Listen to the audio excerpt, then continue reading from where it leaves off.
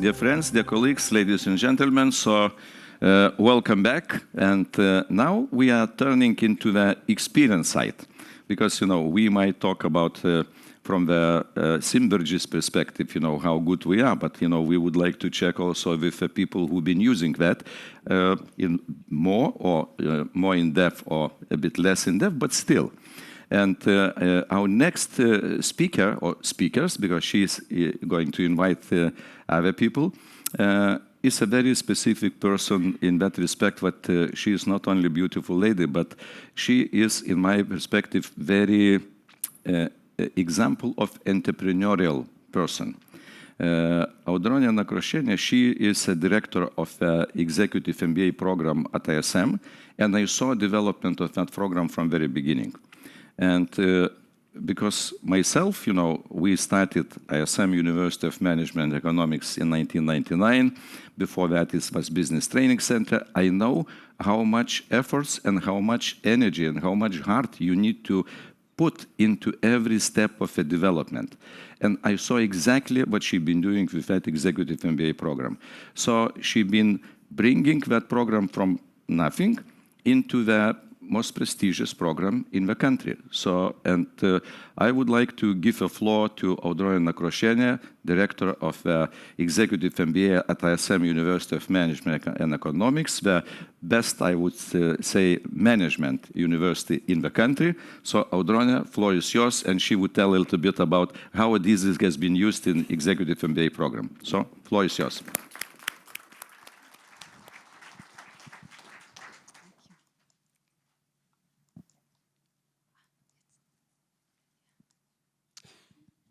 Hello, everyone. It's really a nice pleasure to be in such a beautiful and warm Adizes community. And Virginijus, thank you very much for kind words. Now I have to be not only beautiful, but also clever. So I had an opportunity for the first time to meet Dr. Adizes in person, and just before stepping here, and I said, every time I get very nervous. So he said, because you care. So really I care every time I talk, and every time I work with executives at ISM, I put a lot of heart, especially in creating this program. So this is the program that we created 9 years ago, and this is for top-level managers. And I'm happy that every time I go in different conferences in Lithuania, I meet alumni. And today I invited 2 alumni, and still there are probably 3 more of executives. So it's quite a mature students having quite a long experience in managing different organizations, so that business owners, CEOs, board members, having more than 12 years of experience in leading different organizations in Lithuania. And we carefully select those 30 executives in this program. So Virginijus also has a part one day on teaching Adizes methodology in our executive MBA program. And after his lecture, students say, especially business owners, say that, oh, the studies paid off. But as Dr. Adizes said, it seems very simple, but of course it takes a lot of time, to work with the methodology in the organization. But still the methodology is wide opening, and we include different parts of Adizes methodology in our different structure. So it's not only the lectures that we have, but during the lectures, besides the lectures, students work in 4 different groups, writing different, doing some analysis. So this is the strategic assessment paper. We also go and consult different organizations in South Africa. So they use life cycle and different other topics from Adizes methodology for companies in South Africa. And also also different issues on leadership assessment when I form different teams when they work in South Africa companies. They do specific analysis on the selected organization that they are working from those 30 students. And they write the strategic assessment paper and analyze their own organization working in different teams. And they use this life cycle methodology for identifying. So it's really a wide opening thing for their own organizations. And what our executives say, that it's also very interesting that it's easy to understand other sector that they have been working at all. Another part where they include this, so they go to South Africa. So they're working not only with their own organizations, but they also do some kind of a strategic assessment and initiate change in real organizations in South Africa. So again, they also use life cycle and other Adizes methodology issues on that. And it's not all about initiating change in South Africa companies, but also form them in different teams. And PAEI methodology also helps me to form the teams. Of course, it's not only about psychometrical analysis, but also about different behavior. So the challenge that they have, it's a change during the short time that they have to do in South Africa companies, and also working in very different teams. For example, sometimes I form them not very easy teams, but 5 executives, for example, with the highest ego. So it's very difficult to understand each other and to talk, and especially to initiate change. As well, besides South Africa, with alumni, last year we were in Taiwan, where it's another culture, another type of organizations. And again, for our executives, Adizes methodology, it was easier to understand how those different organizations are working in Taiwan with all multicultural differences. And also, there is another huge topic, huge model in our program is leadership, and we start the program with doing leadership assessment tests. So there also they do this PAEI test from Adizes methodology, and it also helps them to understand individual personality and different team dynamics, what's going on. So this is very shortly, and I don't want to sound very theoretically and academic. So that's why I invited 2 alumni, 2 graduates from Executive MBA Studies, and I chose probably the youngest ones. So Justinas Bėčius is the owner and CEO of Fortis Media, the digital marketing company. So you can sit here. And also Andrius Ladauskas, the CEO of Venipack, who is one of the leading organizations, parcel delivery organizations in the Baltics with 1,000 employees. So quite different companies that we have, and there were several questions from the audience before about how this Adizes methodology is implemented in very small organizations and larger ones. So Justinas, you're representing, the small organizations. So probably you can share, what happened when you probably the first time you heard about Adizes methodology in our studies, and what you implemented in your own organization. Yeah, absolutely. I think the first time I heard about it when I was studying bachelor at ISM, which was many years ago.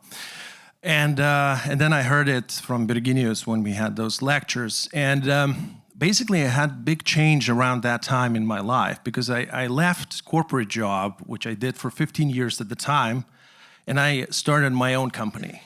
And oh boy, that was a different thing. Oh boy. I thought it's going to be like easier to manage. It's going to be just me, few guys, doing the thing, make some money. Awesome, amazing. What's not to like? And it turned out to be a very different thing. So, so then say like, okay, well, this is the methodology that can probably help us here and to get us aligned to get the strategy, because there was no strategy. There was nothing. So I watched the videos from Dr. Adizes, and he says, well, in order to build a strategy, you have to invite all your senior team, cook dinner, and then talk strategy.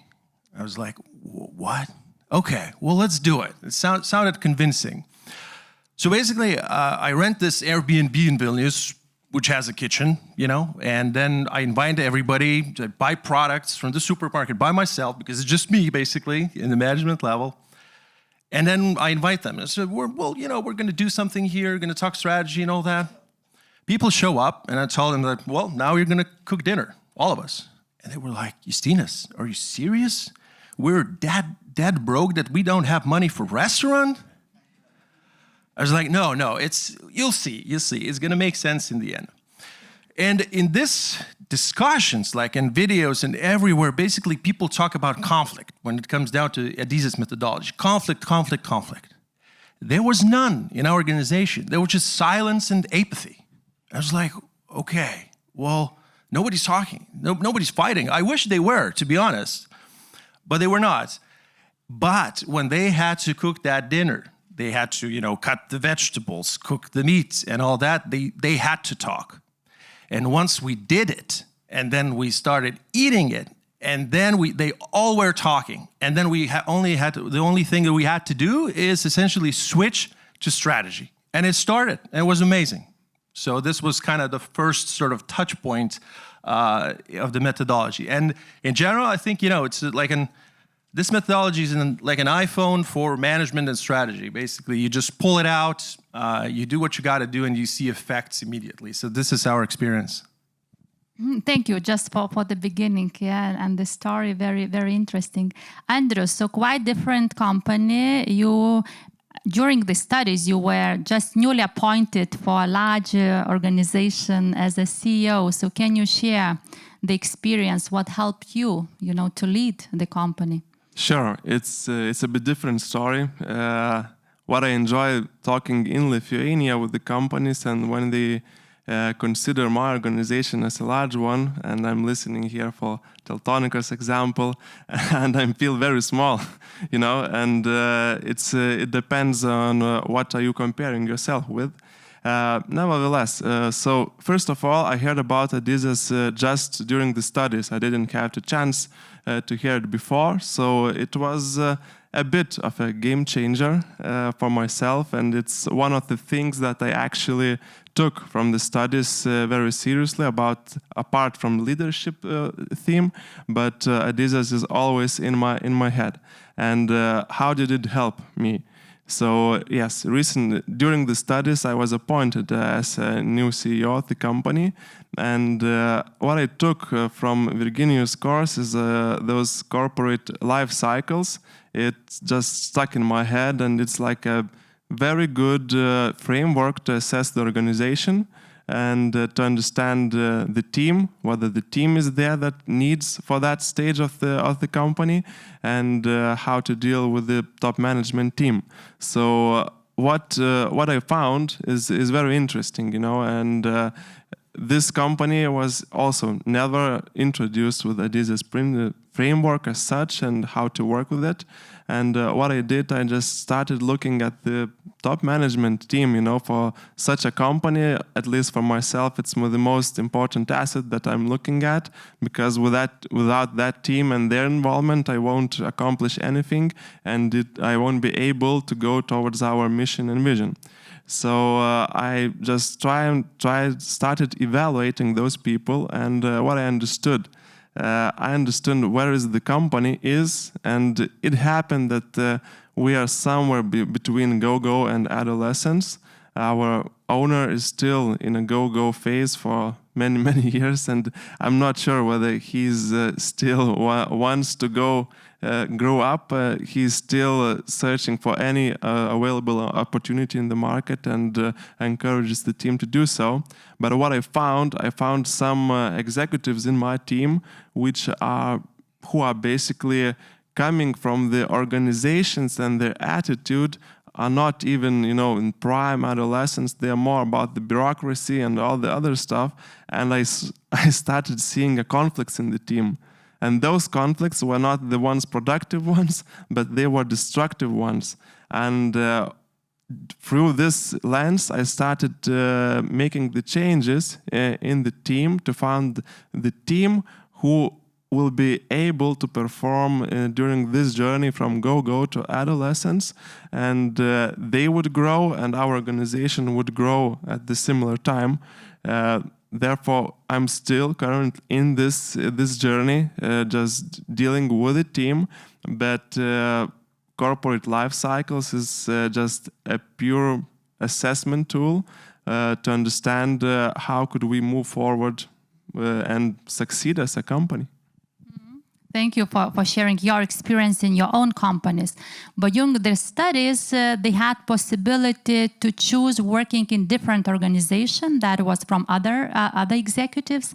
And Justinas, you also worked with another organization during the studies and doing the strategic assessment. So can you share what happened there? What was the change in that specific organization? Absolutely.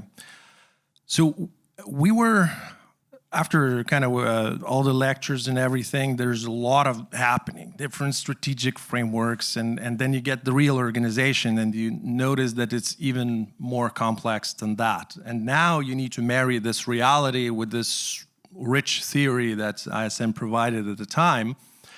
But during that process, we were actually very lucky because we got an organization that was really interesting, I think, for me personally and the group that we were part of.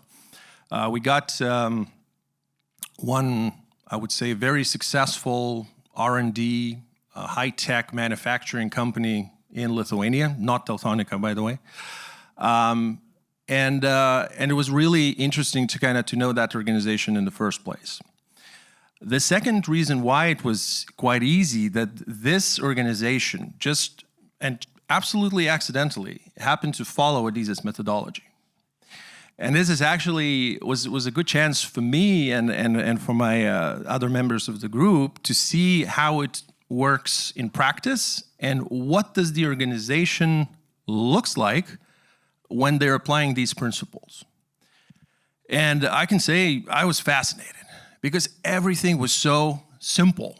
It was super complex what they were doing, but the way they were working on their strategy, the way the strategy was even written, it wasn't like, like a 2,000 pages book or something that some companies of that size do.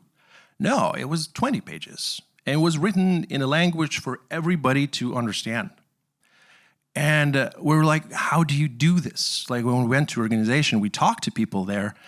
How do you do this? And they were like, well, we're just following simple Adizes methodology principles, like for instance, like 4 questions, or I think they're called 4 imperatives. Who does it, how and when, and so on.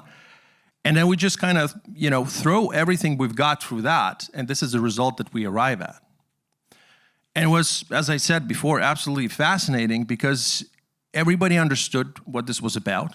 The business was very successful, highly profitable, and then basically they were executing in a very amazing way. People were switched on all the time.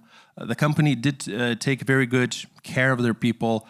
So it was an organization that if I get a chance in my life to build an organization, I would like to build an organization like that. So it was truly amazing experience. Interesting. Another part of the studies, as I said, we are going to South Africa to work with real organizations, and the task for the students is to initiate real change in South Africa organizations. And Andrius, you had possibility to work with quite a large organization with 3,000 employees in South Africa. Can you share the experience, how you probably also introduced the Adizes methodology and what was happening happening in that organization? It was quite a short time, only 1 week, that they had to do this. Yes. So first of all, we had a chance to do some homework before, and we got in touch with the organization. And even before coming to South Africa, we had an idea raised from the customer, the organization that we are visiting. What problem do we need to solve? And it was like a very, very simple problem. They told that, look, guys, we know where is the problem. Just please be the hands who will do that and make our business more profitable. We see where we are leaking, and okay, we told, okay, we accept this challenge. Nevertheless, we still wanted to apply the frameworks that we learned throughout the journey at the ISM studies. Therefore, we came and took the whole management team for 1 day. Like first day, all the management of that company, you should understand, like up to 10 people, top-level executives dealing with us, students at that time. None of us knew that business. That's basically man-based security, right, and some technology things. And we took them and tried to understand, where are the difficulties in the company, trying to touch those points, pips as they called, right, where we could put our energy on and what improvements could be done.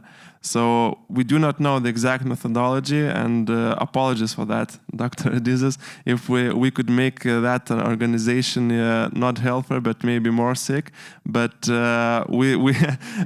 we started doing something with them and started to digging with them, which is what is the most painful areas that they would like to fix.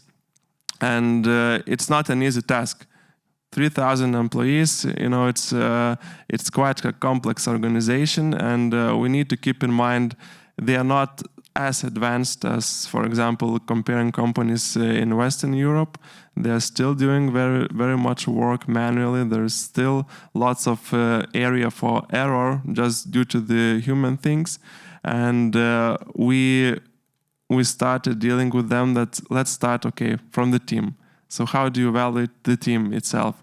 And we saw that there is no trust, basically, in the team, and those so-called managing directors across the various business units, they basically do not have neither authority or power to take some kind of decisions, and they always need to go to talk with the shareholders just due to this doing some simple things.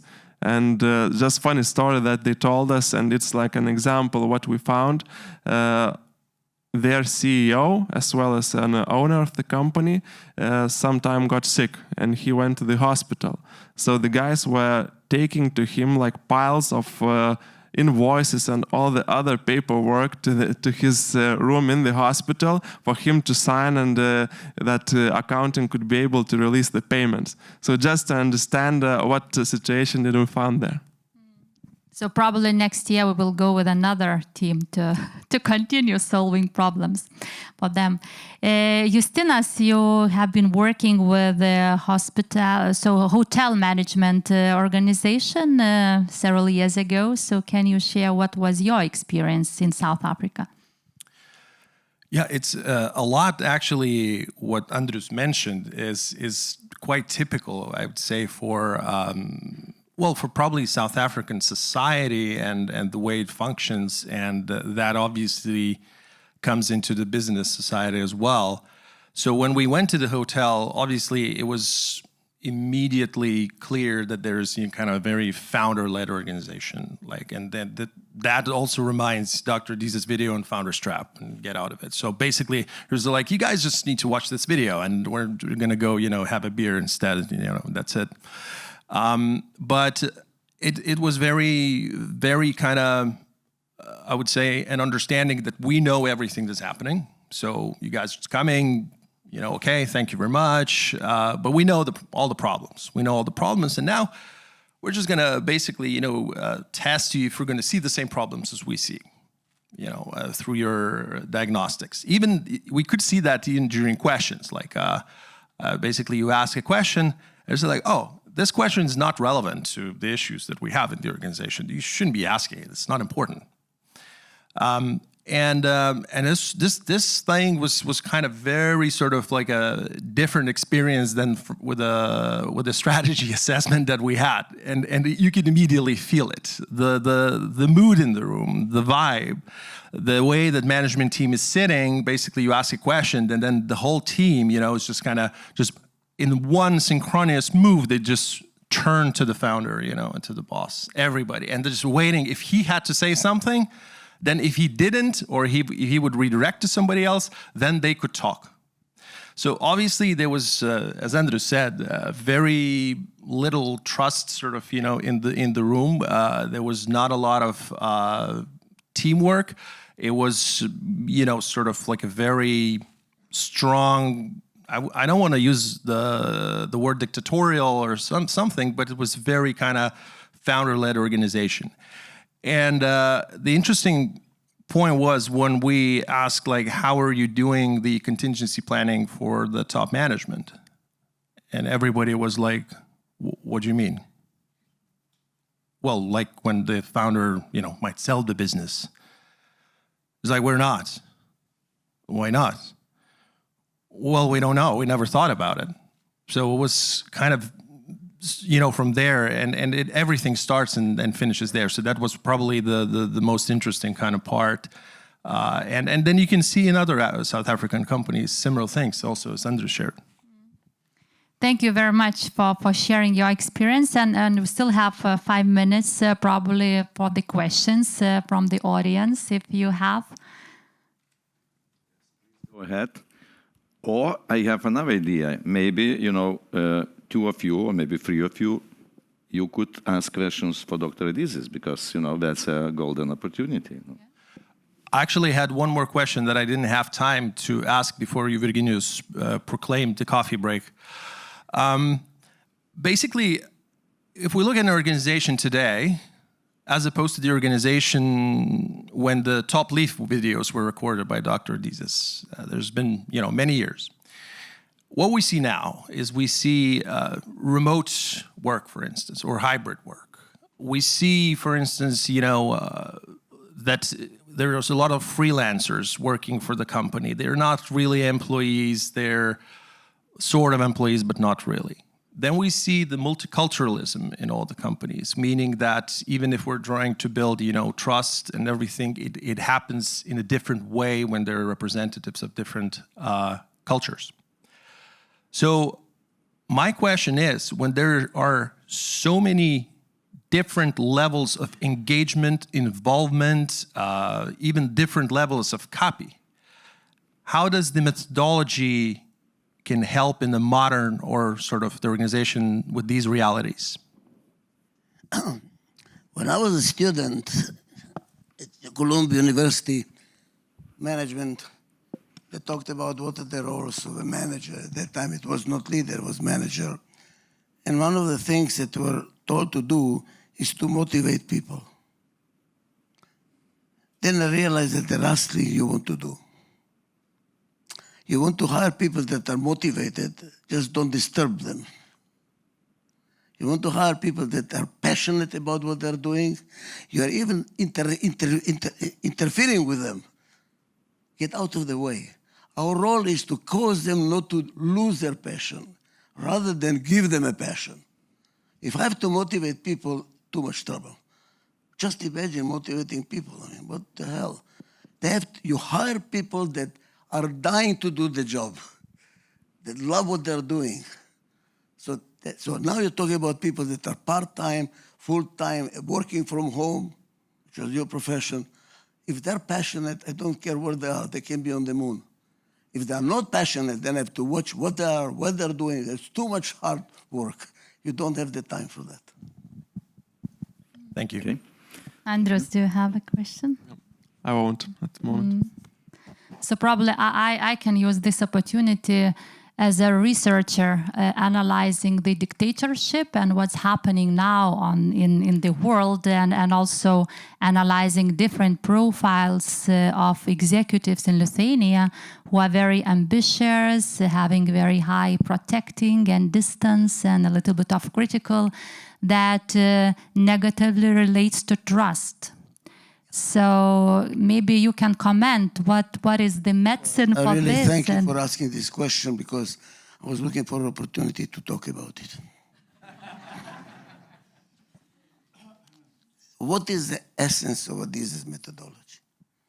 Let's not lose sight. The essence at the bottom. What is the essence?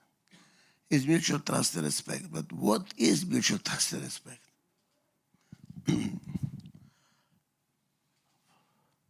Let's start with respect. Some people believe, especially if you're an organization psychologist, respect is I look you in the eye, I smile, I listen to you, you know. Some of it is fake. Or that's a P type, by the way, that's a P way of doing it, you know. Open the door for you, give you the chair. The other one is a ritual. What is the ritual? The right way to show respect is I bring flowers to my wife every Friday, I'm done. Or, you know, some ritual that I'm supposed to do. Respect is something I was looking for years. What the hell is it? And then I learned it from a student. He said to me, oh, Immanuel Kant says, the philosopher, respect is to recognize the sovereignty of the other person to be different. Oops, that's respect. You don't want to be like me. And now that has implications for marriage. Look at implications in everything. Look at whom you married.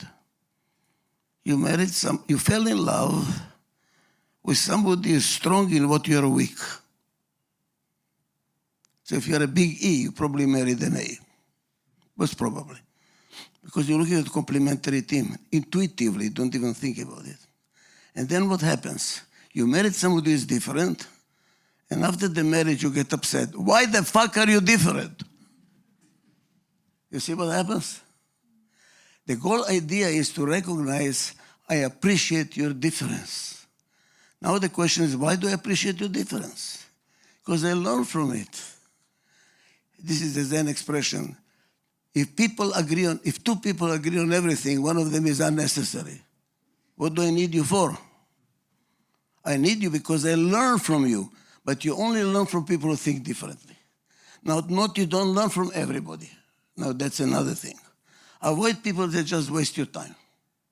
Who are the people that waste your time? Two types. I'll tell you and then I'll finish. But don't talk about trust. There are people who have something to say, and there are people who have to say something. Avoid the second group. They just talk and talk and talk and talk. You're learning nothing. You know, just could waste your time. The other group is they have an idea and you cannot convince them on nothing. They know what is right. But it's not right, but you cannot convince them, wasting time again, because you're not learning anything. The second group you will remember if I tell you a story, a joke. Most people don't remember my lectures, but never forget my jokes. The joke is about a tiger and an ass, a donkey, having argument, what is the color of the lawn? And the tiger says green. And the donkey says, no, it's blue. It's not blue, it's green. No, it's blue. After a while, they get upset. They went to the lion to make a decision. And the lion says, it is blue, and you, tiger, pay a penalty of $1,000. The tiger says, wait a moment. You know it's green. Why are you telling me it's blue and even giving me a penalty? Why the hell are you talking to donkeys? Why are you wasting your time talking to an asshole? So you choose the people you respect. Not everybody you respect. Not everybody is respectful. Choose people that are different that you learn from. Then you become richer in what you know. And what is trust? Another big problem. Years I was saying, what is trust? What is trust? What is it? Trust. When you say I trust you, why do I trust you? Why? Because you have my interest in your heart. In other words, there is common interest. Do you care for me as much as I care for you? If you don't care for me as much as I care for you, we don't have a common interest, why should I trust you? So that's another thing. What do we do in a company? We develop trust and respect. And when that happens, what happens? Learning, because there is respect, we learn from each other, we create synergy. And because there is a trust, we decide, we turn it back to each other, and everybody does whatever needs to be done to implement the decision. We don't waste time watching on each other. And now the company is going. Why is it going like this? Because we don't waste time. The energy is fixed. I'll talk to you about it a little bit more. Okay? Thank you very much. Thank you. You want? You want? Okay, thank you very much, Audrone. Thank you very much, Justinas, Andrius. It was great.